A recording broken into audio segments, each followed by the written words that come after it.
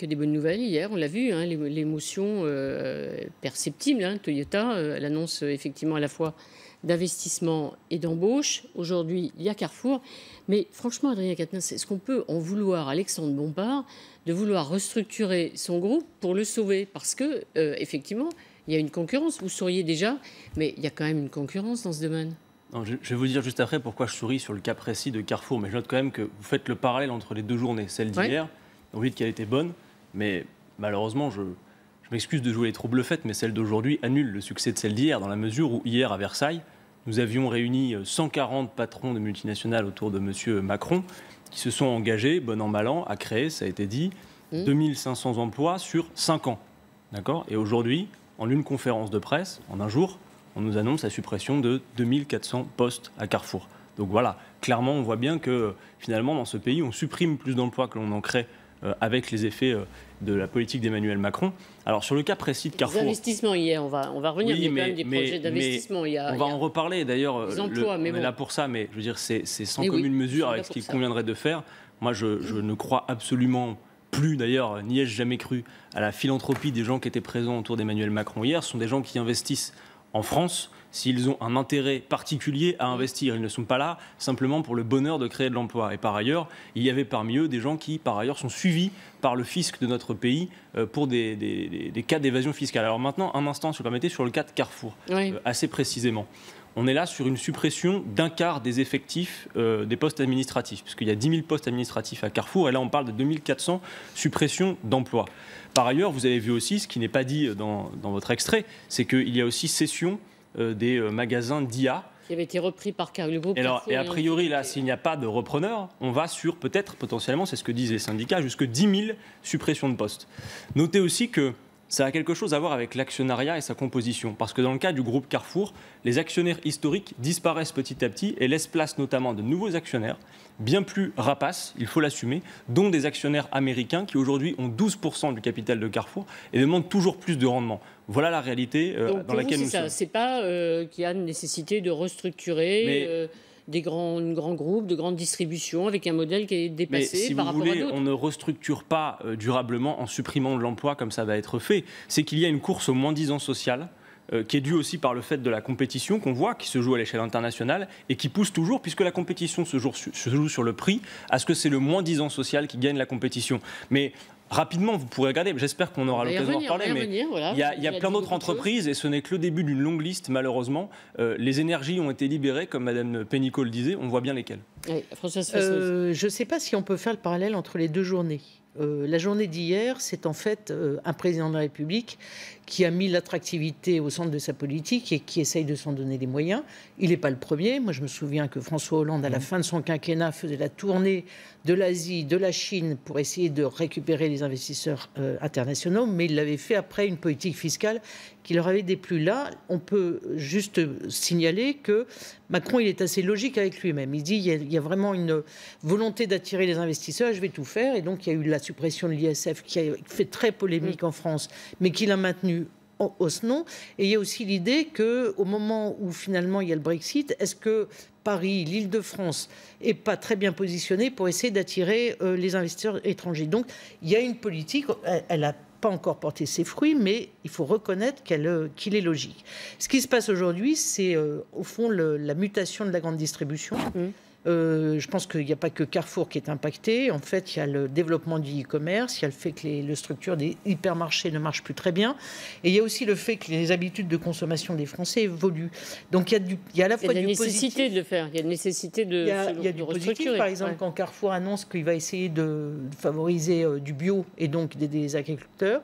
Et il y a du préoccupant, c'est-à-dire qu'il y a toute une série de métiers dans la grande distribution qui vont disparaître parce que maintenant, il va y avoir beaucoup de e-commerce, donc aussi beaucoup d'automatisation dans les usines. Et donc, toute la main-d'œuvre non qualifiée risque d'être perdante. Et ça, on peut effectivement reprocher à Emmanuel Macron de ne pas mettre ça sur la table suffisamment et de dire qu'est-ce qu'on va faire de cette main-d'œuvre. Mais pour le reste, on peut pas reprocher à Bompard d'essayer de réagir au moment où la distribution dans tout son ensemble est impactée. Il y a quand même un vrai problème aussi sur la conception que ça donne à voir du dialogue social. Parce que vous vous rappelez qu'on disait qu'il va y avoir des dialogues entre syndicats, employeurs, on va discuter, se mettre autour d'une table. Là, en l'occurrence, ce ne sont pas des licenciements en ce qui concerne Carrefour, ils ont découvert les suppressions suppressions de postes quand même dans la presse, les salariés. Alors, Jean-Christophe Cambadélis. Alors, moi, je crois qu'on peut en vouloir à Alexandre Bompard de redresser le groupe parce que le modèle n'a pas totalement Avant d'en vouloir épuisé. à Alexandre Bompard, est-ce qu'on peut en vouloir au président de la République de travailler à l'attractivité de notre pays et de demander qu'il y ait des investisseurs dans notre pays? Non. Les présidents, chacun à leur manière, l'ont fait. Là, c'est des entreprises. En son temps, François Mitterrand faisait venir les prix Nobel, à chacun sa manière de donner l'attractivité de la France. Ce qui m'a surtout surpris, c'est que nous faisons ça le jour où nous supprimons un bras de levier de notre attractivité, c'est-à-dire l'exposition universelle. Ouais. C'est un peu paradoxal de dire que nous voulons être les champions de l'attractivité, et alors que nous en avions un fleuron, un moyen en tous les cas, nous l'avons supprimé. Mais bon, on n'est pas à une contradiction près.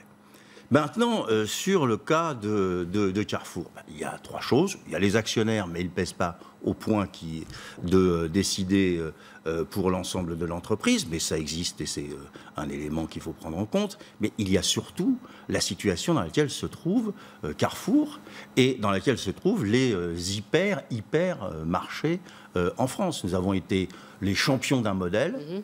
Un modèle avec une situation dans les entreprises du point de vue des salariés qui n'était pas les plus mérifiques, mais quand même un modèle. Et ce modèle est confronté aujourd'hui à un changement des consommateurs qui consomment de plus par Internet et qui ont le e-commerce à leur disposition. Un changement aussi écologique, c'est-à-dire que les Français ne veulent plus prendre leur voiture pour aller faire les courses et remplir le coffre et préfèrent faire leurs courses à niveau en proximité. Donc il y a aussi là un changement qui est très important. Et puis, le fait que l'on ne veut pas passer une journée, 2 heures, 3 heures, ou tout acheter dans un supermarché. On veut pouvoir faire les courses assez ciblées. Donc, c'est une entreprise qui n'a pas anticipé. Peut-être que c'est là qu'il faut reprendre les problèmes. Et que c'est l'autre problème d'attractivité qui est aussi là posé. C'est-à-dire que nous avons un entrepreneuriat qui, qui hier, n'a pas anticipé les mutations technologiques, qui est resté très bas de gamme dans la production, qui est resté dans ses starting blocks et qui n'a pas pris le tournant de la compétitivité internationale. Marc Landré. Oui, ça va même plus loin que ça. C'est qu'effectivement, il y a des changements de consommation qui poussent à revoir un modèle pour Carrefour. Et avec l'arrivée sur un marché qui est déjà hyper concurrentiel, de nouveaux acteurs qui ont des structures de coûts qui sont largement différentes de celles de l'opérateur installé. Je veux dire, vous prenez Amazon, vous prenez même les structures de consommation en ligne. Carrefour, avec ses hyper, ses supermarchés et même ses centres de proximité, ne peut pas du tout rivaliser. Et en plus, c'est vrai, il a pris un train de retard dans l'investissement sur le e-commerce par rapport à son principal concurrent, qui est Leclerc. Donc aujourd'hui, il est obligé de réagir. À la limite, il crie avant d'avoir mal. C'est que plutôt que de faire des plans là, qui ne seraient pas des plans de départ volontaire dans 5 ans, il préfère négocier, parce que la négociation va commencer avec les organisations syndicales pour essayer de bâtir le meilleur plan de départ volontaire. Et qu'est-ce qu'il fait en plus, et ça personne n'en parle, c'est qu'il investit 2,8 milliards dans le digital. C'est-à-dire que pour rattraper le retard de ses prédécesseurs, Alexandre Bompard sort le carnet de chèques, en plus de négocier un plan de départ volontaire. Et franchement, je pense que les salariés volontaires de Carrefour qui partiront avec ce plan ne seront pas à plaindre par rapport à d'autres, notamment des sous-traitants, qui, eux, seront laissés sur le carreau sans un chèque à la clé. Mais à côté de ça, il investit 2,8 milliards. 2,8 milliards, c'est énorme pour mettre son entreprise dans les codes de la consommation numérique d'aujourd'hui. En tant qu'observateur aguerri, je vous invite à regarder de très près ce qui est derrière la notion de volontariat. Vous expliquez, parce que vous regarderez que souvent la situation n'est pas aussi reluisante que vous la décrivez. Mais puisqu'on parlait tout à l'heure de libération des énergies, moi, je voudrais quand même faire un point. Parce que ce que fait Emmanuel Macron, finalement, c'est poursuivre une œuvre qui a été commencée depuis bien longtemps. Avant 1986, pour licencier, vous vous en souvenez, il fallait une autorisation administrative de licenciement. Et depuis, vous avez eu successivement, loi après loi, une facilitation générale des licenciements. Il y a eu la loi Rebsamen, il y a eu la loi Macron, il y a la loi El Khomri, et maintenant il y a la loi Pénicaud. Si c'est vrai, monsieur. Non, aujourd'hui, par exemple, il faut une homologation de l'administration pour des plans sociaux. Regardez la réalité. Ce n'existait pas avant François Hollande. Ce que vous dites n'est pas vrai, monsieur. La réalité aujourd'hui, c'est que petit à petit, on voit les licenciements effectivement baisser, mais ils sont remplacés par les ruptures conventionnelles. Tout à fait, ça voilà. C'est vrai. La réalité sociale derrière reste la même, d'accord ? D'autant plus que ce qui se produit maintenant, c'est que les entreprises n'ont même plus besoin de justification de difficultés économiques pour pouvoir licencier. Et ça, vous le savez. Alors, juste un instant, je voudrais terminer, si vous me permettez. Un petit point, parce que là, vous vouliez enfermer le débat sur la question de la grande distribution. Sauf que vous savez très bien que ce n'est pas seulement la grande distribution qui est concernée. Donc, je voudrais, si vous me permettez, faire un petit point d'étape rapide de cette fameuse libération de l'énergie. Carrefour, parlons-en. Attendez, s'il vous plaît.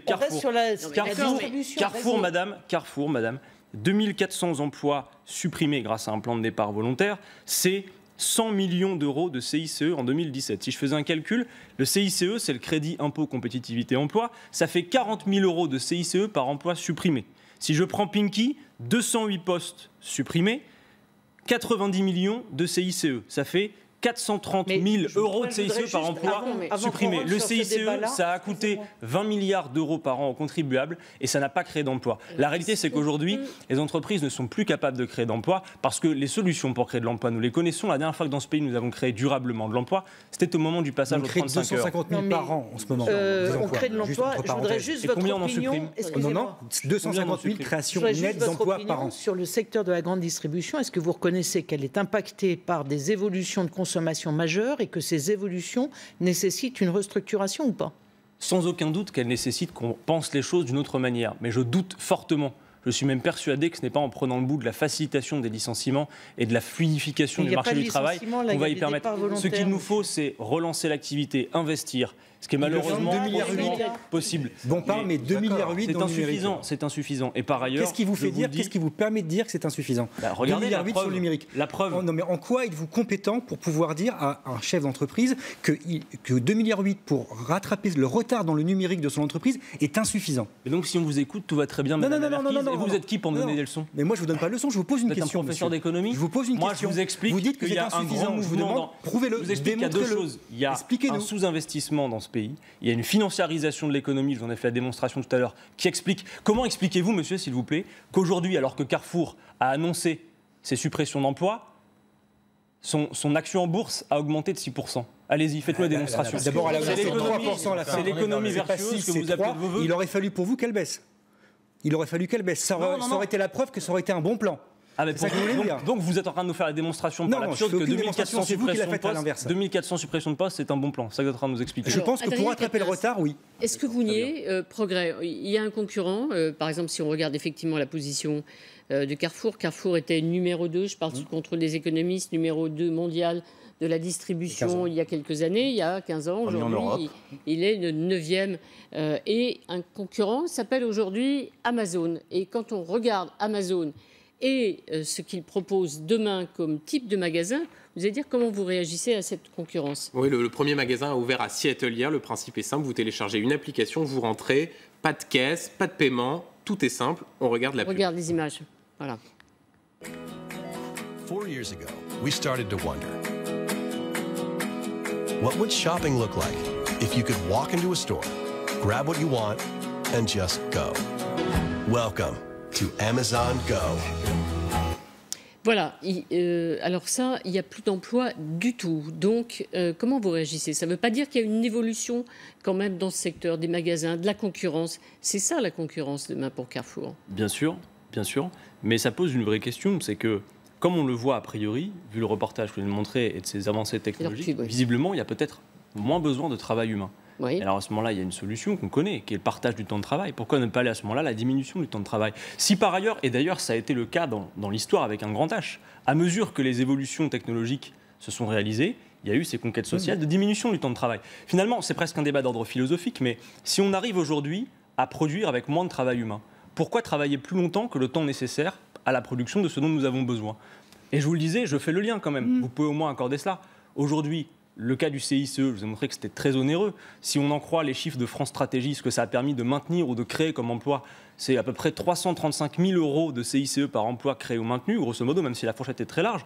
Alors que lorsqu'il y a eu dernièrement, par exemple, au début des années 2000, les 35 heures, on a créé 350 000 emplois.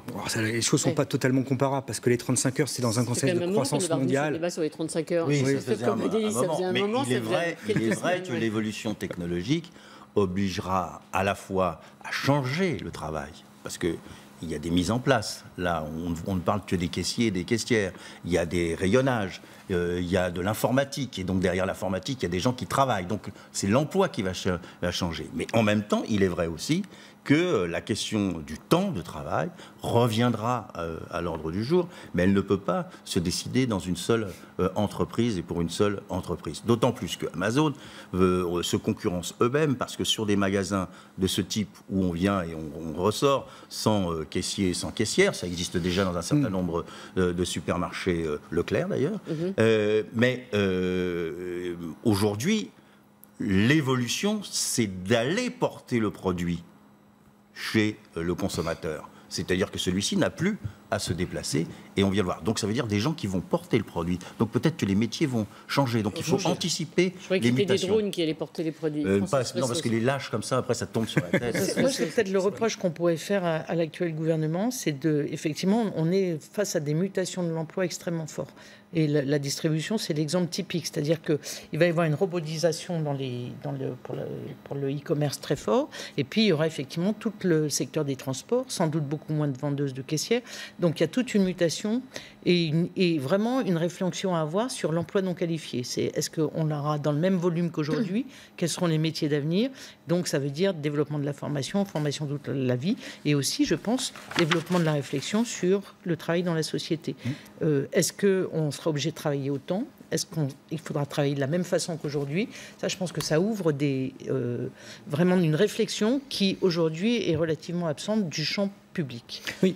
Oui. Et c'est vrai que, après, à contrario, le gouvernement essaye de s'y préparer puisqu'il a annoncé la programmation d'un plan de 15 milliards d'euros de développement des compétences, justement pour faire que ces emplois non qualifiés qui vont être détruits parce que la concurrence y pousse et que l'évolution des consommations ou des usages conduit à une mutation des emplois pour passer d'emplois non qualifiés à des emplois qualifiés. Grosso modo, c'est un petit peu dans l'esprit comme si des femmes qui étaient caissières ou des hommes qui étaient caissiers hier vont devenir des codeurs ou des programmateurs de lignes informatiques. C'est compliqué parce qu'on ne passe pas de l'un à l'autre facilement. Et là, le gouvernement, avec retard, a décidé de mettre 15 milliards sur la table sur 5 ans pour faciliter cette transition, cette mutation de l'économie et cette mutation de l'emploi. Le problème, c'est qu'il y a un décalage dans le temps entre un certain nombre d'annonces parce que l'économie, elle est mondiale, elle est concurrentielle et elle pousse à une adaptation permanente avec cette adaptation des emplois, des compétences qui, elle, prend plus de temps et aura une finalité peut-être dans 5 ou 10 ans. Et je rajouterais, par rapport à ce que vous disiez, Françoise, effectivement, on a cette crise aujourd'hui dans le monde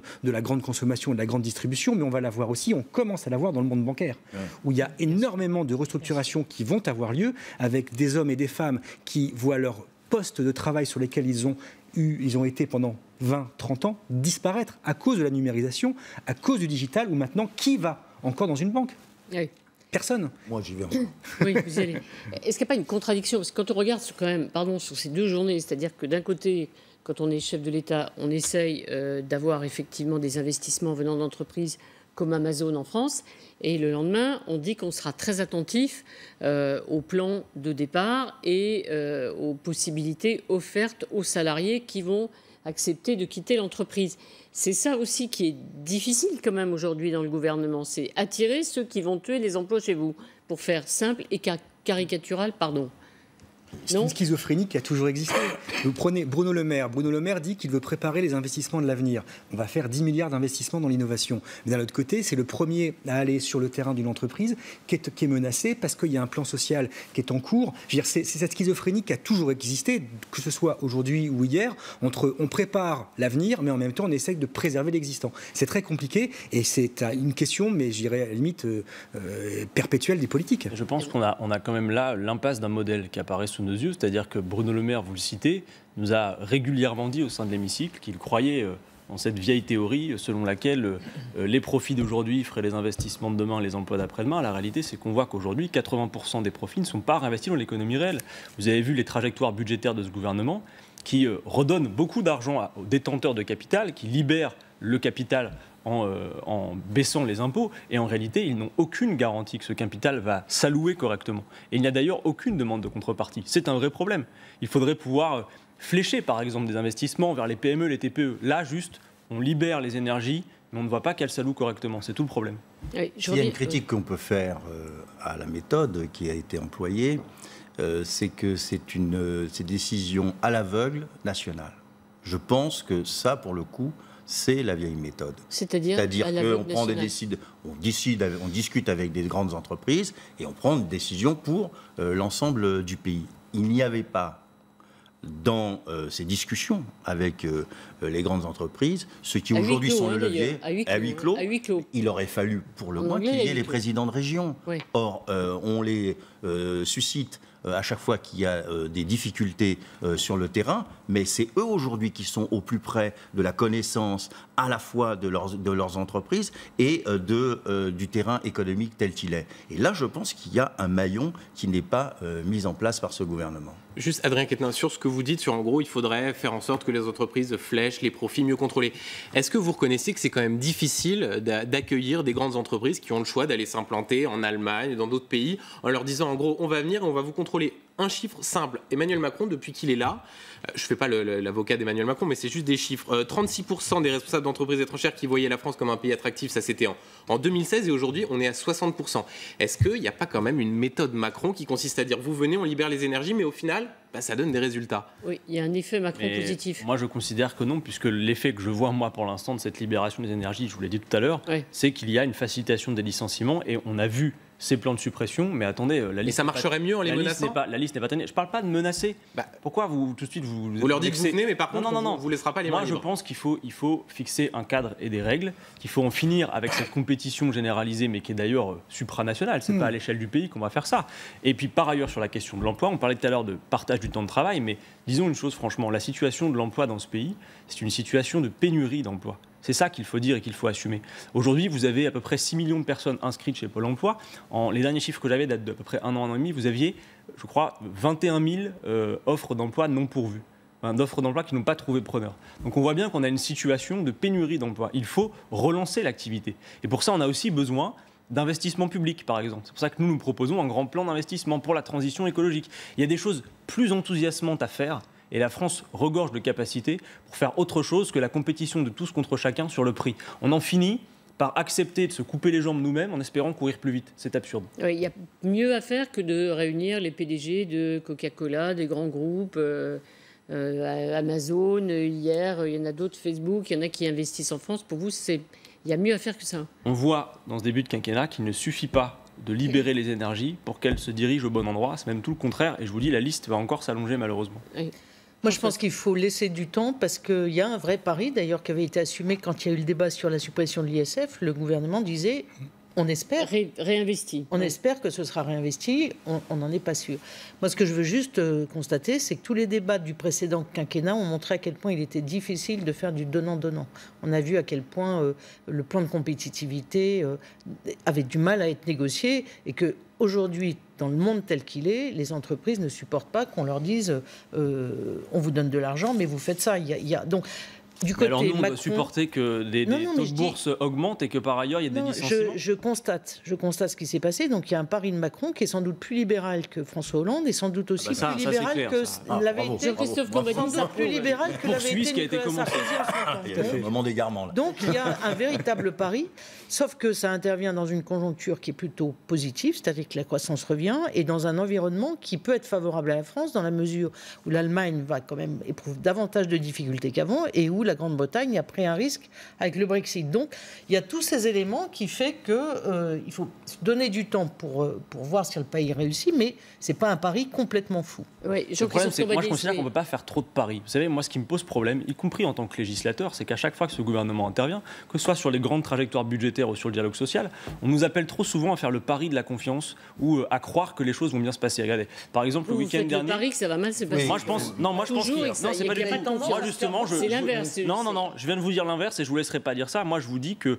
je ne crois pas au libéralisme pour régler tous nos maux, je crois à la règle. Je prendrai juste un exemple encore. Madame Pénicaud, ce week-end, a été interrogée sur les inégalités femmes-hommes. Elle dit, il faut faire confiance, je crois que les patrons sont mûrs maintenant. Non, moi je crois à la règle et je crois à la régulation. Je pense que c'est une solution. C'est pas tout à fait ce qu'elle a dit. Non, mais en gros, elle a dit qu'on pouvait leur faire confiance. Elle a dit qu'il n'y avait pas besoin d'une loi supplémentaire, il faut simplement appliquer celle qui existait.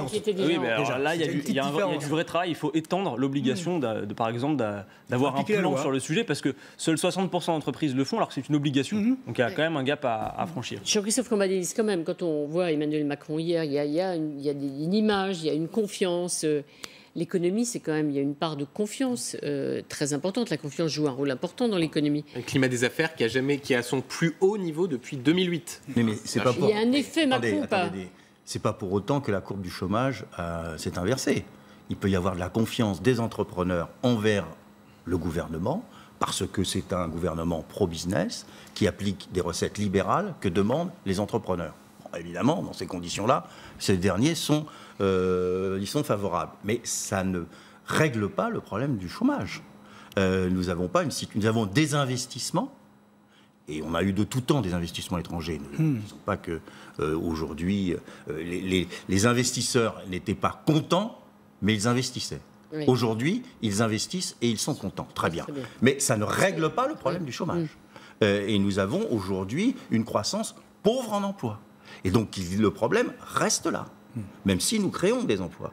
Mais nous en détruisons plus que nous en créons. Le problème qui est posé à l'économie française, c'est qu'en 20 ans, 30 ans, on a détruit notre industrie. Et aujourd'hui, il faut reconstruire une industrie. Or, quand on va voir des entrepreneurs, c'est là où peut-être il y a une limite, pour qu'ils investissent. Très bien, mais ils investissent où ? Là où le rendement est le plus rapide. Donc dans des entreprises qui ont des rendements extrêmement rapides. Ils ne vont pas reconstruire une industrie qui est totalement... Pas la même. Oui, mais ça, c'est la compétitivité. Par exemple, Pierre, quand on regardait un peu les annonces là, sur Venez en France, il y avait quand même beaucoup d'investissements prévus dans les secteurs de pointe, c'est-à-dire l'intelligence artificielle, les logiciels. Et tout. Donc, il y a quand même une idée qu'on peut essayer de développer les investissements d'avenir, même si ce n'est pas la totalité de l'emploi en France. L'image de la France qui a changé avec Emmanuel Macron, parce que la question qui est posée, c'est ça. Est-ce que le chômage va baisser ? Alors lui, il ne parle pas beaucoup de chômage, Emmanuel Macron. Il parle d'investissement, il parle de création d'emplois et surtout, il ne lit pas son sort à l'inversion de la courbe. Qu'il a compris on a vu ce que ça donnait. Donc, on a vu ce que ça donnait. Le résultat est c'est qu'il y a quand même des chômeurs. Mais ce qui est complètement fou en plus, c'est que la courbe de chômage, elle s'est inversée depuis 2015. C'est-à-dire que quand on prend le taux de chômage, il a baissé. Non, mais c'est vrai. Ce qui est complètement fou, c'est qu'aujourd'hui, il ne peut pas parler d'inversion. Regardez-le. On ne peut pas parler d'inversion de la courbe de chômage qui s'est désinversée, sinon elle augmenterait. Le problème, c'est qu'on est sur un plateau et qu'effectivement, il faut déclencher des investissements vers les nouvelles industries ou vers les nouvelles technologies, celles qui créent de la croissance aujourd'hui, pour permettre de nouvelles créations d'emplois. En vérité, on cherche de nouveaux ressorts pour doper la croissance et pour doper l'emploi. Mais on ne le fera pas sur les vieilles lunes ou on ne le fera pas sur les vieilles industries qui meurent et sur lesquelles nous ne pouvons pas être concurrentiels par rapport à l'Est ou par rapport à la Chine, par rapport au Bangladesh. La métallurgie est dans les difficultés. L'industrie telle que nous l'avons connue dans les années 60, elle est morte. Bon, donc maintenant, il faut reconstruire. Elle est technologique aujourd'hui, notre industrie. Et donc, il faut investir dans cette technologie et pour avoir des emplois qui seront différents demain de ceux d'hier. Dans ces nouvelles technologies, c'est des investissements pauvres en emploi. Exact. Et donc, ça veut dire que vous faites le pari d'un chômage de masse résiduel, même à coup de formation, qui ne permettra si on ne forme pas les gens à aller vers ces nouveaux métiers qui sont des métiers qualifiés. Par ailleurs, vous savez qu'il n'y a pas de magie d'Emmanuel Macron. C'est-à-dire qu'il y a une séduction d'Emmanuel Macron, il y a un intérêt pour Emmanuel Macron, il y a des gens qui viennent investir en France parce qu'ils trouvent que la France est devenue sympathique. Ils parlent leur langage, ils leur parlent en anglais et ils leur parlent comme un chef d'entreprise qui parle à d'autres chefs d'entreprise. Très bien, jusque-là, tout va bien. Mais est-ce que ça a modifié le centre de gravité économique de notre pays ? Non. Par ailleurs, derrière les statistiques du chômage... Il a dit que c'est dans 2 ans. Peut-être effectivement que, comme ils le disent, dans 1 ou 2 ans, ils arriveront à faire la démonstration statistique. Et on le souhaite. Que le chômage diminue. Pour tout le monde. Oui, sauf que derrière... Vous êtes prudent, vous dites peut-être. Non, mais sauf que derrière la réalité statistique, effectivement, on a un chômage qui baisse. Vous savez comme moi qu'il faut regarder le détail. C'est quelle est la réalité sociale derrière. Si on a un chômage qui baisse, mais qu'on reste avec des emplois qui à 82-86% sont des emplois précaires. 92% aujourd'hui des emplois, monsieur, vérifiez. Oui, non, 92% sont de moins de 6 mois, 86% sont des CDD. Et le taux de CDI de 80% en France. Oui, taux de CDI de 80%. C'est maintenant le CDI s'appelle par exemple le CDI de chantier, par exemple. Vous savez, non, c'est pas vrai. Madame Pénicaud travaille beaucoup sur la violence symbolique. Elle dit par exemple la rupture conventionnelle collective, ça évite la violence symbolique du licenciement. La réalité sociale derrière est la même. Le CDI de chantier, par exemple, n'a de CDI que le nom, et vous le savez. Donc, encore une fois, même si demain... que dans le bâtiment, vous ne pouvez pas dire aujourd'hui que le CDI de chantier est une généralité. Ce n'est pas vrai. 80% des contrats de travail en France sont des CDI. Vous savez ce qui arrive là bientôt ? Des CDI. Vous savez ce qui arrive bientôt ? Les CDI de chantier, vous le savez, vous l'ignorez quand même pas.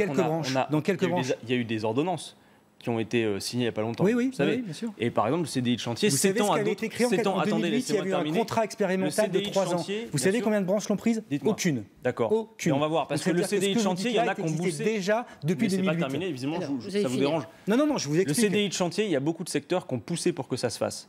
Par exemple, pour que ça s'étende à d'autres secteurs que le BTP. Par exemple, c'est mal. Mais regardez, mais attendez. Ensemble. Vous voyez, en fait, la caricature, c'est vous, et c'est bien parce que ça se donne à voir à nos téléspectateurs. Vous savez, le CDI de chantier, les entreprises, notamment du secteur de l'informatique, vous savez, qui envoient des prestataires pour d'autres boîtes, ont beaucoup poussé pour que ce type de CDI puisse exister, CDI de chantier.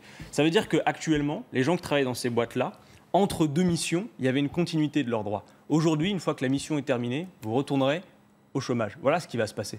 Donc, encore une fois, y compris derrière peut-être demain une réjouissance d'un fait statistique, moi je vous invite à regarder, je sais que vous en avez les capacités, le détail de la réalité sociale derrière.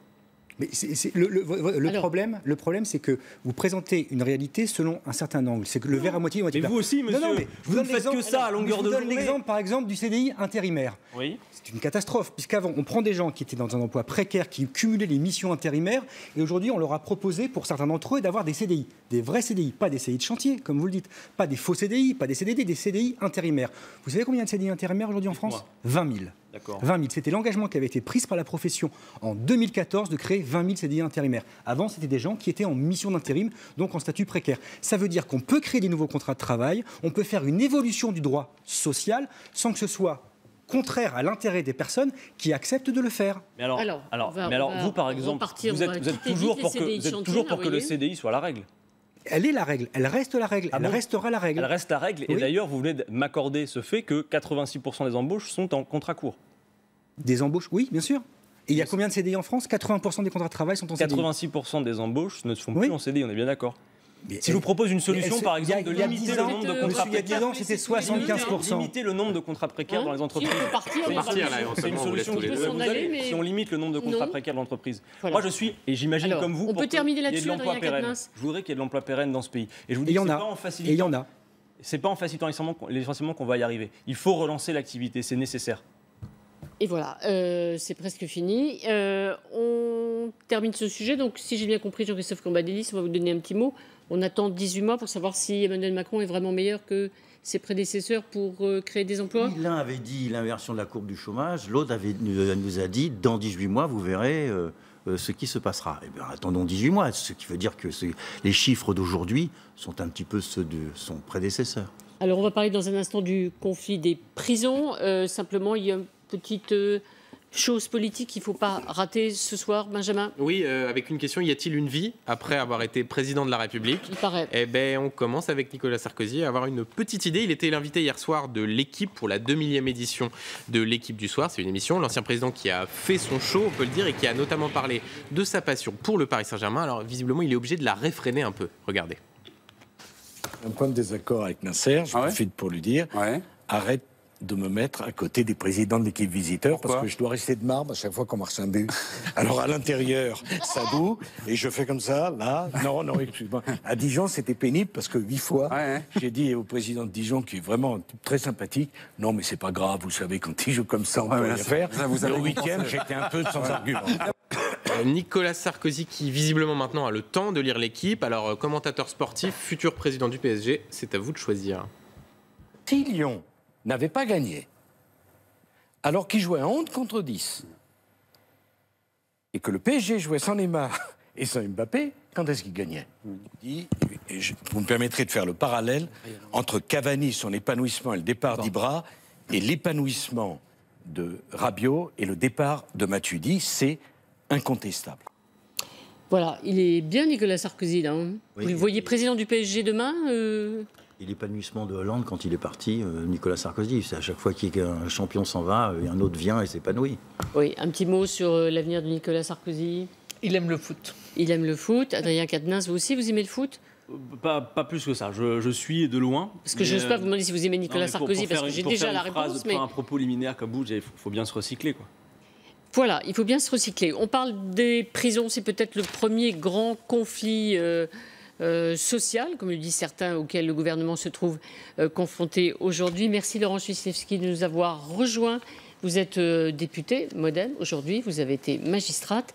Vous allez nous parler effectivement des prisons, mais tout à l'heure, Nicole Belloubet, la ministre de la Justice, était l'invitée de David Pujadas. On va rejoindre dans un instant un responsable syndical. Et quand on interroge la ministre de la Justice pour savoir si elle a eu le bon comportement ces derniers jours, voilà ce qu'elle répond.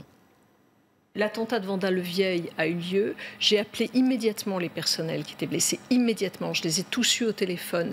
J'ai immédiatement déclenché une mission d'inspection pour savoir exactement ce qui s'était passé.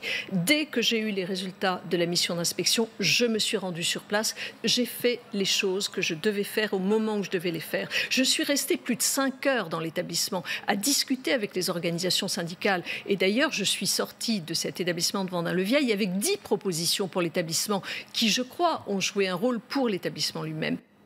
Voilà ce que disait la ministre. On va rejoindre Jean-François Forget, qui est secrétaire général de l'UFAP UNSA Justice. J'ai oublié de dire, et je le rappelle, qu'il y avait des discussions aujourd'hui qui étaient engagées avec la garde des Sceaux entre les syndicats, vous et les autres représentants syndicaux. Vous avez quitté ces discussions. Quand vous écoutez Nicole Belloubet ce soir, qu'est-ce que vous lui dites à la ministre ? Écoutez, chacun joue sa partition. Pour le coup, la ministre joue celle de la main tendue, de celle qui fait des propositions, qui a réagi. Bon, elle découvre un ministère, elle ne maîtrisait pas le sujet pénitentiaire. Il n'en demeure pas moins qu'autour d'elle, elle a tous les éléments pour pouvoir répondre à nos questions avec précision. Donc il y a des plateformes pour les 3 syndicats qui ont été formulées, avec un certain nombre de points qui sont identiques pour les uns comme pour les autres, sur la sécurité, sur l'emploi et sur la rémunération. Bon, voilà, il y a des grosses bourdes qui ont été proposées aujourd'hui. Je vais prendre le mot bourde parce que proposer des primes de risque pour garder les détenus les plus dangereux, et donc c'est-à-dire que pour 1 400 € par an, vous auriez le droit de prendre un coup de lame, je vais appeler ça ainsi, donc être une cible pour un potentiel attentat ou une tentative d'assassinat, c'est pas acceptable. Et puis aujourd'hui, vous avez depuis une semaine 130 ou 140 établissements bloqués avec tous les jours 5, 6 ou 7 000 personnels. C'est pour l'ensemble de ces agents-là que nous attendons des réponses et pas non pour une poignée d'entre eux. Est-ce que vous êtes prêt à reprendre les discussions demain ou est-ce que vous continuez le mouvement et il n'y a pas de rendez-vous avec la ministre, la garde des Sceaux, et les discussions sont en quelque sorte suspendues, interrompues ou cassées? Écoutez, pour l'UFAP UNSA Justice, nous avons développé une plateforme revendicative. Alors, j'ai entendu la ministre tout à l'heure dire qu'elles étaient évolutives. À aucun moment elles sont évolutives, sauf sur un point, puisque mon organisation syndicale n'était pas partie sur la sphère de la rémunération, priorisant à la demande et avec les personnels notre priorité qui était celle de notre sécurité, de nos conditions de travail. Au fur et à mesure où ce gouvernement a traîné sur les discussions que nous avons eues la semaine dernière, forcément, cette lame de fond qui est celle de la reconnaissance et de la rémunération est remontée à la surface. Et donc du coup, oui, nous avons réintégré cette ligne, mais déjà depuis la fin de semaine dernière. Donc à partir de là, il faut avancer. Donc très clairement, aujourd'hui, la ministre a nos revendications. Je lui ai d'ailleurs laissé celle-ci. Je lui ai dit, écoutez, maintenant, soit vous nous rappelez pour qu'on en discute sérieusement, soit, écoutez, nous, on va continuer à nous mobiliser parce que les personnels ne s'arrêteront qu'à partir du moment où ils seront entendus sur ces 3 vecteurs, leur sécurité, leurs conditions de travail, les emplois. On a compris que c'était 1100 emplois et pas d'autres. Et donc, sur la rémunération, je pense qu'il est nécessaire de mettre un coup de pouce supplémentaire et, en tout état de cause, sur d'autres outils indemnitaires que ceux qui ont été proposés, parce qu'ils ne sont pas entendables. Ça veut dire, pour qu'on comprenne bien, Jean-François Forget, que soit le gouvernement bouge, fait de nouvelles propositions, soit le mouvement va continuer. Bah écoutez, ce que nous demandons pour l'UFAP UNSA Justice n'a rien d'insurmontable. C'est-à-dire que vous dites que ça n'a rien d'insurmontable, mais dans la mesure où le gouvernement ne bouge pas, vous ne bougez pas non plus et le conflit continue. Et ça fera 10 jours demain. Ah ben ça sera forcément, d'abord demain le mouvement continue, et non pas avec plaisir. Maintenant, le gouvernement a fait certains pas depuis tardif d'ailleurs, depuis le début de ce conflit-là, mais c'est pas encore suffisant, et notamment sur le sujet de nos priorités en termes de sécurité, ça mérite d'être clarifié, et pour le coup aujourd'hui on n'a pas trop pu en parler. Oui, il y a un cas qui se pose demain parce qu'il y a un procès, celui qu'on appelle le logeur, des responsables et terroristes du Bataclan, Jawad. Est-ce que vous refusez, je crois, demain de l'extraire de sa cellule Nicole Belloubet dit que c'est inacceptable. Est-ce que vous, comment dirais-je, accomplirez, ou les gardiens qui sont censés extraire Jawad de sa cellule le feront, ou bien ne le feront pas demain ? Non, ce que j'ai précisé aux médias qui m'ont posé la question, et j'ai pas trop compris d'ailleurs pourquoi on me posait cette question précisément, c'est que depuis 10 jours, comme vous l'avez répété, nous sommes en conflit, nous sommes en blocage des établissements. C'est-à-dire qu'il n'y a aucune entrée et sortie d'extraction judiciaire de quelque détenu que ce soit. Donc le jeu qui vise à nous faire porter la responsabilité des victimes, de la non-tenue d'un procès, tout ça, ça ne marche pas. Si ce gouvernement veut que les extractions se fassent, celles de Ben Daoud ou autres détenus, eh ben ils n'ont qu'à entendre nos revendications. Donc il est fort probable que demain, à Fresnes, les forces de l'ordre feront ce qu'elles ont à faire pour prendre possession de la porte et extraire Ben Daoud. C'est un faux procès qu'on est en train de faire au personnel pénitentiaire et en l'occurrence au syndicat. Merci en tout cas Jean-François Forget. Donc on a bien compris, ce n'est pas terminé. Laurence Wisniewski, le gouvernement n'a pas bien compris ce qui se passait, à votre avis ? Il n'est pas question que j'interfère dans les négociations qui sont en cours. Parce qu'en réalité, il y a des négociations en cours entre le gouvernement et les syndicats de gardiens de prison. Ce que je voudrais dire, c'est que le sujet des prisons est très ancien, mais très ancien. Et qu'aujourd'hui, la situation s'est cristallisée parce qu'il y a eu cette agression, mais absolument inacceptable du fait d'un détenu radicalisé, et que donc c'est le sujet de la sécurité qui est remonté, et on doit y être très attentif et on doit l'entendre, mais le sujet des prisons est beaucoup plus vaste que celui-là, et la sécurité des gardiens, elle n'est pas mise en cause seulement à raison de la présence de détenus radicalisés. Et donc je crois qu'il faut entendre cela. Les prisons sont surpeuplées, les gardiens de prison font un travail considérable dans des conditions très difficiles, et moi j'ai beaucoup de respect et de reconnaissance pour eux, parce que ils assurent aussi notre sécurité à nous. Ce sont les premiers éducateurs de ceux qui sont en prison. Et moi, je ne crois pas aux prisons bouton poussoir. Je crois qu'il faut un contact humain très important. Et je les entends, j'entends les gardiens de prison. Maintenant, il y a des négociations qui sont en cours, et bien sûr, je ne me prononcerai sur aucun chiffre. Mais vous êtes élu quand même, donc vous devez avoir un avis. Bien sûr que je suis élu. Ah, mais un avis, je l'ai, je viens de vous le donner. D'accord, c'est un sujet, je viens sur la gestion par le gouvernement quand on est député. Chacun a sa place. Il y a le gouvernement, il y a le Parlement. Il a un avis. Est-ce que Nicole Belloubet est la femme de la situation ?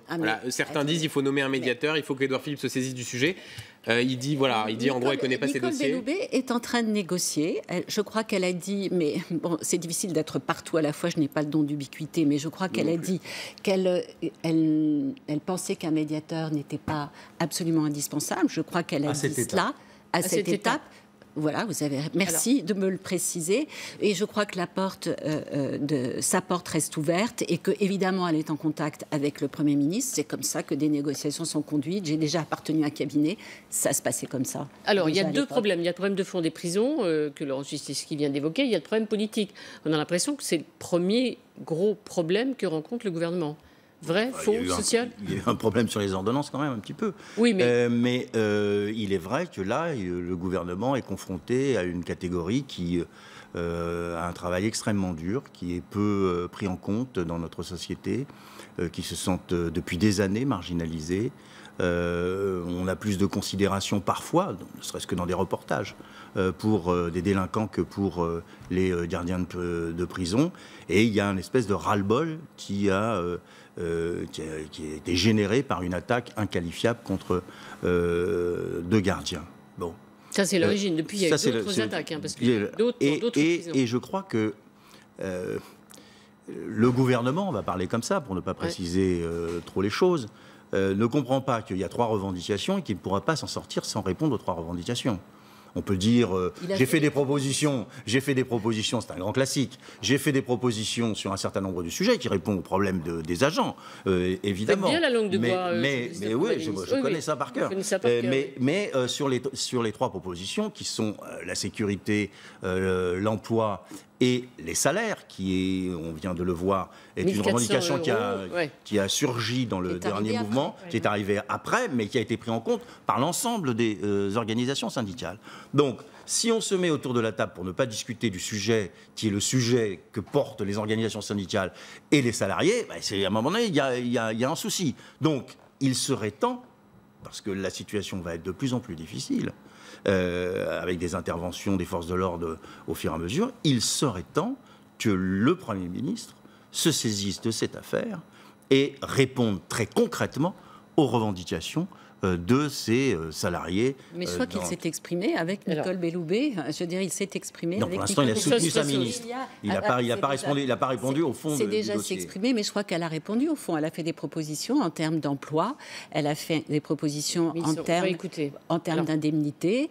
Bref. Alors, c'est la première recette, parce qu'on parlait des ordonnances, mais finalement, ça n'a pas eu la mobilisation qu'on imaginait contre la réforme du Code du travail. Là, en tout cas, il y a un conflit très précis auquel est confronté le gouvernement. On a l'impression qu'il y a l'échec de la méthode Macron, là, pour le coup. De toute façon, sur ce sujet-là, comme sur d'autres, moi je considère qu'Emmanuel Macron a mangé son pain blanc. Mais sur le cas précis des prisons, ce qui a été dit à l'instant, c'est qu'effectivement, l'agression terrible de Vendin-le-Vieil a été une goutte d'eau qui a fait déborder le vase, un vase plein depuis trop longtemps. Emmanuel Macron a promis, je crois, 15 000 places de prison supplémentaires, mais c'est aussi là l'impasse d'un modèle, parce qu'en, je crois, 30 ans, le nombre de places a été doublé. Et pour autant, on n'a pas mis fin à la surpopulation carcérale. La réalité, c'est qu'aujourd'hui, on a à peu près 69 000 détenus pour une capacité d'accueil de 59 000. Vous avez des établissements pénitentiaires où on est à plus de 200-220% d'occupation. Et par ailleurs, ça a été dit, moi je suis d'accord avec ça, il y a la situation professionnelle et la reconnaissance envers les surveillants, qui sont des gens qui commencent parfois à 1 300 €. On en voit beaucoup de stagiaires dans les prisons les plus difficiles, qui ont là des revendications, surtout en termes de manque de moyens humains. Donc il faut les entendre. Et moi je pense effectivement qu'on aurait tort de considérer le problème uniquement à travers le prisme, qui est un problème par ailleurs de la radicalisation. Il y a un problème qui est la question de la surpopulation carcérale, des moyens humains et financiers qui sont donnés pour la profession. Ils ont des revendications, il faut les écouter. Et on pourrait aussi peut-être profiter de l'occasion pour ouvrir le débat plus largement sur la question du tout carcéral. Je pense que sur un certain nombre de peines, parce que vous allez toujours très très loin. On peut rester sur le sujet de la gestion par le gouvernement. Il y a un problème politique d'abord. Je pense que c'est le premier dossier chaud dans la mesure où il n'y a pas eu de méthode pour penser cette crise qui a été beaucoup plus violente, et je trouve qu'elle est ennuyeuse pour le gouvernement parce qu'on voit quand même à travers ce conflit des scènes de violence qu'on ne voyait pas du tout dans la gestion d'autres dossiers compliqués. On a vu par exemple la garde des Sceaux empêchée d'entrer dans la prison de Bordeaux. Même revoir les images. On a vu des CRS taper sur les surveillants de prison alors qu'en réalité ils sont quand même les représentants des forces de l'ordre. Et je pense qu'à un moment, on va se poser le procès de ces ministres techniciens dont on se vantait beaucoup au début. Le gouvernement se vantait beaucoup en disant qu'ils connaissent parfaitement leur sujet. Mais peut-être qu'il a manqué là un petit peu de flair politique. En fait, ce qui s'est passé, c'est qu'il y a eu la semaine dernière des négociations avec 2 syndicats qui s'étaient mis ensemble. Et puis, il y en a un troisième qui est resté, FO, qui est resté en dehors. Et finalement, comme les premières propositions n'ont pas été acceptées par la base, FO est revenu en force. Et c'est comme ça qu'on voit arriver la revendication salariale. On voit bien que pour le gouvernement, ça pose un problème parce que vous augmentez le salaire des surveillants de prison, vous avez une donnée budgétaire. Donc aujourd'hui, on parle de primes, mais les primes, vous avez vu ce que ça donne. On ne va pas recevoir des primes pour se faire tabasser. Donc la question salariale, c'est invité dans ce débat. Et je pense qu'elle va prendre de l'ampleur. Et donc, peut-être qu'on peut reprocher à Nicole Belloubet de ne pas avoir vu un peu... Il y a aussi des élections professionnelles. Donc, il y a une compétition entre les syndicats. Donc, c'est peut-être ça qu'elle a sous-estimé au début. Et je pense que si le conflit dure, il y aura évidemment des interrogations sur est-ce que c'était une si bonne idée que ça que de prendre des ministres qui connaissent parfaitement leur sujet de la justice, mais qui n'ont peut-être pas le flair politique qu'il faut. Ouais, il y a la question qui se pose effectivement des limites du ministre technicien, techno, qui connaît ou qui ne connaît pas les sujets ou qui ne connaît pas tout à fait ceux-là d'ailleurs, parce que Mme Belloubet n'est pas... oui, il y a la réalité technique qu'elle maîtrise vraisemblablement. Mais il manque un peu de sens politique, il faut le dire. Il y a une réalité sociale qu'il faut prendre en compte. Mais c'est là où je voudrais poursuivre, c'est que, attention à ce mouvement, il peut être emblématique de ce qui peut se passer dans la période à venir.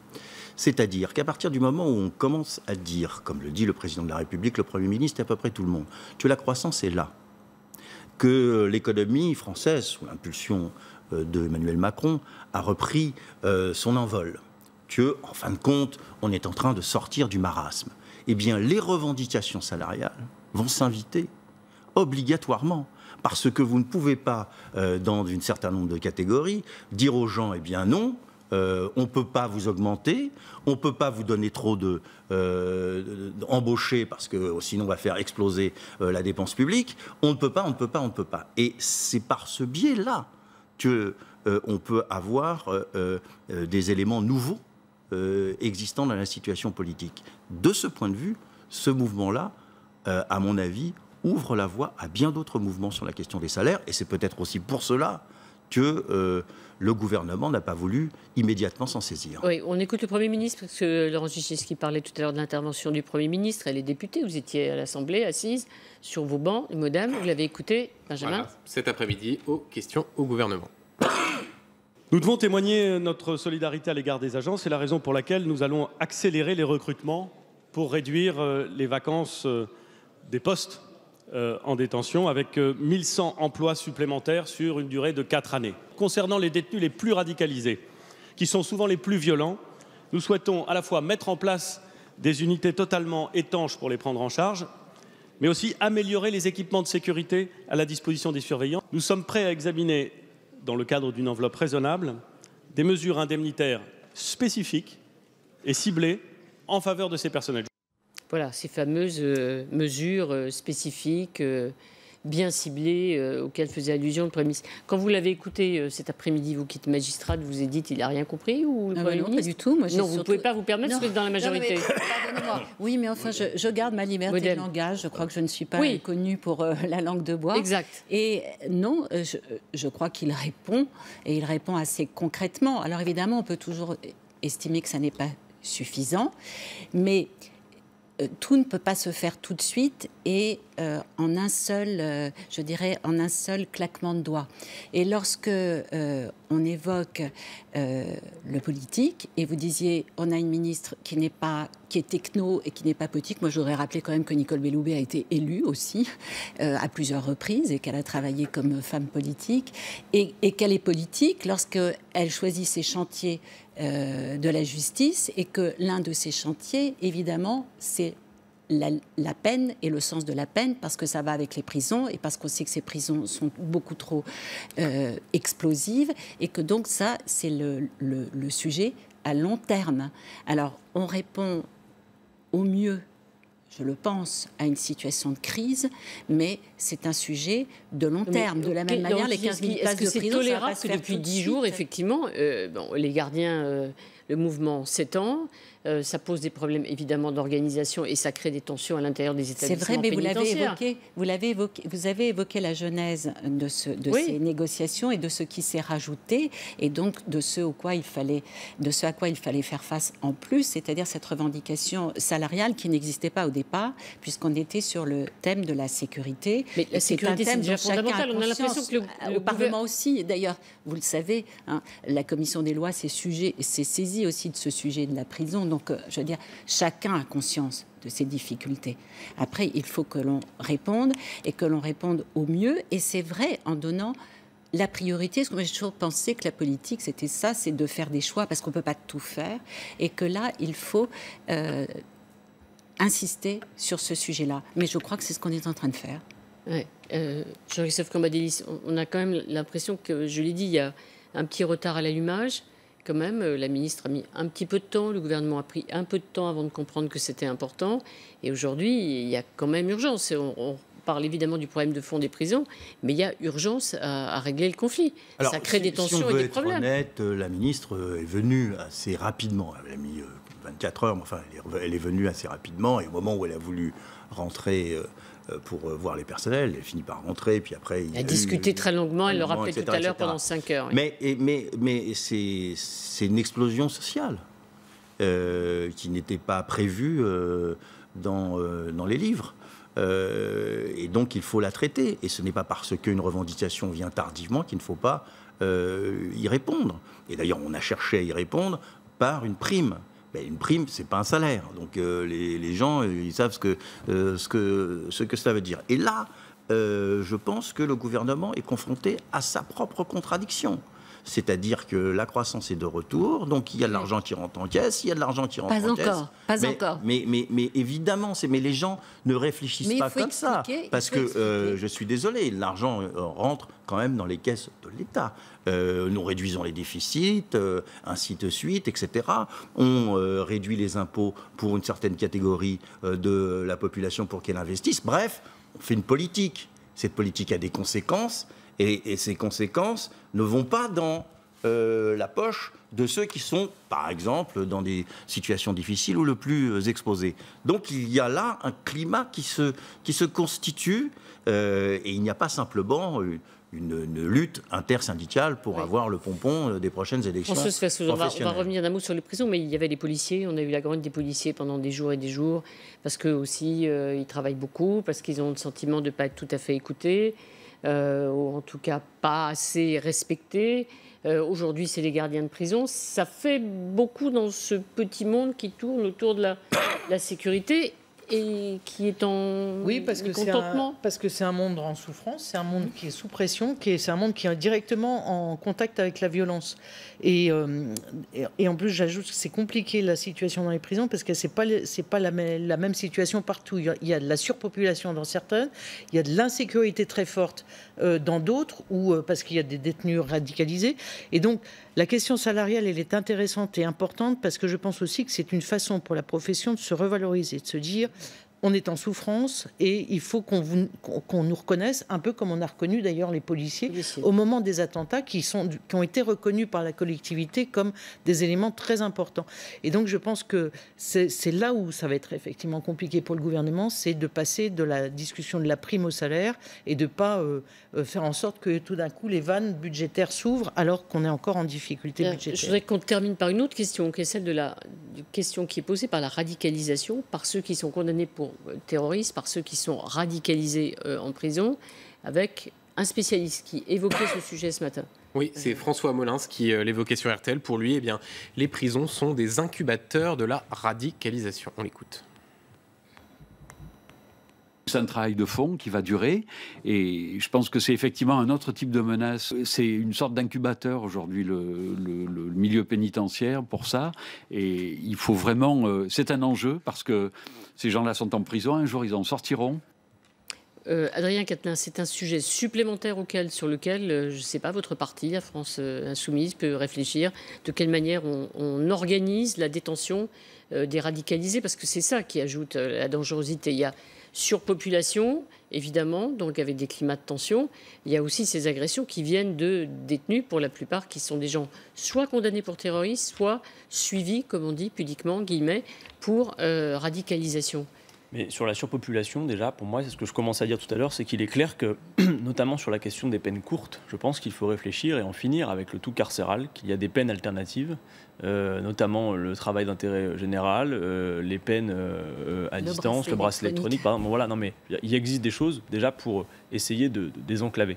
Après, sur la question des détenus radicalisés, effectivement, c'est un autre sujet. Et là, en l'occurrence, il faut y mettre les moyens. Les moyens en termes de peine et de l'accomplissement de ces peines, mais aussi développer davantage ce qui se fait en amont, c'est-à-dire la prévention. J'ai vu notamment que le nombre de signalements par les familles et les proches était en diminution. Il faut s'interroger là-dessus et permettre d'avoir les vrais leviers pour pouvoir faire la prévention en amont et l'application des peines, effectivement, pour éviter que les prisons soient ces lieux dont on le voit, qui peuvent parfois provoquer ce que dit le procureur, c'est-à-dire le fait qu'on a une reproduction, finalement, de ces comportements. Mais plus globalement, et si vous me permettez... Pour terminer, moi je pense que ce conflit, il est symptomatique. Ce conflit est symptomatique du moment politique dans lequel nous nous situons. Moi je considère que sur ce sujet, mais sur plein d'autres, on voit dans plein de secteurs de la société des mobilisations. Parce que oui, on ne peut pas dire d'un côté qu'on libère les énergies, qu'on favorise le capital et que tout va mieux finalement, ou en tout cas que tout frémit dans le bon sens, alors qu'on voit qu'il y a effectivement le conflit des prisons, il y a la santé. Vous avez des hôpitaux où ça craque de tous côtés, où les établissements ne tiennent plus que par le dévouement absolu des fonctionnaires. Je pense par exemple aux EHPAD. Vous êtes un peu d'accord avec Jean-Christophe Je pense qu'en tout cas, le fond de l'air a bien changé. C'est un truc de fou. Et que finalement... Mélenchon dit le gouvernement a mangé son pain blanc, maintenant on rentre dans le dur. Je pense que la communication et les artifices de communication ont leurs limites et qu'apparaît plutôt que prévu le fait qu'Emmanuel Macron ne fait que poursuivre de manière accélérée ce qui a été fait depuis longtemps et qui est un modèle qui mène à l'impasse. Et cette impasse se voit plutôt que prévu. Oui, donc vous étiez quand même sur le fond, effet un peu de contagion, réveil en raison de la croissance qui revient et de la demande de distribution. Vous n'êtes pas très éloignés l'un de l'autre, quoi, c'est ça? On peut constater les mêmes choses sans en tirer les mêmes conclusions. Je voudrais qu'on reste un mot quand même sur la radicalisation avec votre expérience de magistrat. Comment on gère ce problème des détenus radicalisés en prison? François Molins, qui est en plus un ami de promotion, a tout dit sur ce sujet. C'est un incubateur, ce qui veut dire que c'est très long de déradicaliser, et la difficulté, c'est d'imaginer la sortie de prison. Et donc, il faut être... Déjà, à l'intérieur de la prison, que ça ne devienne pas... Oui, on est d'accord, mais comme c'est très long, le temps de détention peut ne pas suffire et peut ne pas être d'ailleurs vraiment adapté, parce que la prison est plutôt un lieu où on devient plus performant dans la radicalisation. Et donc on a le temps de lire, on a le temps de recruter, on a le temps de parfaire, voilà, on a le temps de parfaire toutes ces techniques. Bon, moi je pense qu'il faut isolement total. En tout cas, moi je pense qu'il faut les quartiers, on les rassemble. Bien particulière, parce qu'il ne faut pas que ça circule, que l'information, enfin, en tout cas, il faut qu'elle circule le moins possible. Et donc, il faut surtout aussi prévoir l'avenir. Et donc, être en lien à la sortie avec aussi les services de renseignement, l'entourage. C'est une chaîne, si je puis dire. Et le passage en prison, déjà, il faut éviter que la situation s'aggrave, mais il faut aussi préparer la sortie. Sauf à imaginer que ces gens-là resteraient détenus ad vitam aeternam. Et on peut dire que c'est un effet aggravant, parce que tout ça, effectivement, je reviens là-dessus, c'est-à-dire à l'origine, l'agression, effectivement, terroriste, condamné, on voit bien que ce sont des gens dans ces prisons. Donc c'est un danger supplémentaire pour les gardiens, ce qui explique qu'effectivement, les surveillants soient dans cette colère. Françoise, qu'est-ce qu'on fait? On sait pas, on tâtonne. Le fait que depuis 10 jours, on parle de ce qu'on ne veut pas voir en réalité, parce que la prison, c'est ce qu'on veut cacher. Ça montre aussi qu'on n'en a pas du tout fini avec les affaires de terrorisme. Et que l'un des problèmes du quinquennat, ça va être quand même la sécurité. Ça va être un sujet très prégnant du début jusqu'à la fin. Et en ce sens, je trouve que le fait qu'on constate la situation, mais qu'on n'ait pas tellement de réponses, parce que de fait, ça ne s'est jamais produit, c'est un facteur d'inquiétude pour l'avenir. Vous avez raison de dire ça, parce que je crois que c'est par le prisme de la sécurité qu'on va enfin s'intéresser aux prisons, parce que ça fait 30 ans que je m'y intéresse à titre professionnel. Mais on ne mobilisait pas les foules, on n'enthousiasme pas les foules. Il faut être lucide, les Français n'ont aucune envie qu'on dépense de l'argent pour des prisons. Voilà, non, et puis c'est ce qu'on ne veut pas voir. Et puis nous pensons que nous avons un personnel dévoué qui va de toute façon assurer. Et c'est vrai qu'ils sont souvent assurés dans des conditions extrêmement difficiles. Et je crois que maintenant, par le biais de la sécurité, parce qu'il ne s'agit pas seulement de la sécurité des gardiens, mais de la nôtre, sur tout notre territoire, je crois qu'on va mieux traiter ce sujet et je crois que chacun en est conscient. Gouvernement, Parlement et les juges, bien sûr, depuis longtemps, par nécessité. Je n'ai pas eu la réponse à la première question que je vous ai posée. Vous souhaitez que le gouvernement bouge un peu, fasse des propositions un peu meilleures? Mais il est en train de le faire. Alors c'est pour ça que je vois mal ce que je pourrais vous dire de plus. Le temps marche. Je suis modem, mais je sais que chacun travaille du mieux qu'il peut sur ce sujet, et avec ce qu'il a, des moyens contraints. Vous savez, je suis très attachée aux équilibres budgétaires, et donc vous évoquez cette difficulté. Pourquoi j'y suis attachée? Parce que là, ça touche aussi tous les Français, c'est qu'on ne peut pas creuser nos dettes continuellement. Donc il faut faire avec ce qu'on a. Mais c'est vrai, peut-être, donner une priorité à ce sujet-là. Merci à tous. Je pense qu'on parlera de ce sujet des prisons. On verra demain notamment comment ce mouvement est suivi par les surveillants un peu partout en France, et si des négociations ou des discussions peuvent éventuellement reprendre après les déclarations de la ministre ce soir, qui souhaite, elle, qu'il n'y ait pas de médiateur et continue à gérer elle-même le dossier. Voilà, l'info continue sur LCI avec Hélène Lecomte, et on se retrouve demain ensemble pour un autre Politiquement Chaud.